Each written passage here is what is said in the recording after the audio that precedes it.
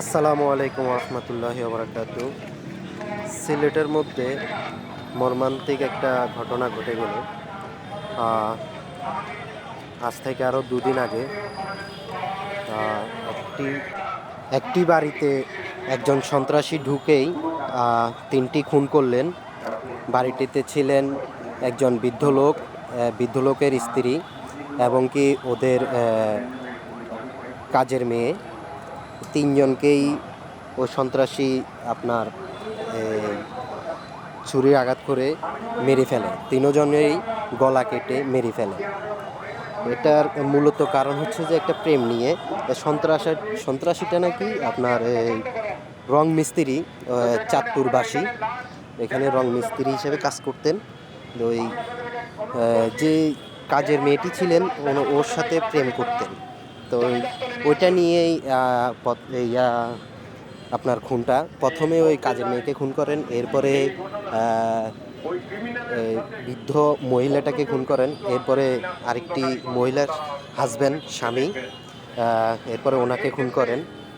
মানে প্রথমে কাজের বুয়াকে মেরে ফেলার পরে আপনার যখন বৃদ্ধ মহিলাটা দেখে ফেলছেন, তখন এরপরেই মহিলাটাকে মেরে ফেলছে। এরপরে পুরুষটাকেও মেরে ফেলা হয়েছে। পুরুষটা যখন দেখে ফেলছিল তখন পুরুষটাকেও মেরে সে ভেগে গিয়েছিল, এরকম বর্ণনা শুনছি আর কি। তো দুজনেরই জানাজা এখানে হচ্ছেন। আর কাজের বুয়ার লাশটা ওনাদের গার্ডিয়ান এসে নিয়ে গেছেন। তো এখানে উনি একজন ব্যবসায়িক ছিলেন। ওনার ছেলেরা দেশের বাইরে ছিলেন, তো দেশের বাইরে থেকে আসছেন। এখন জানাজাতে এত পরিমাণ মানুষ এসে বলার বাইরে।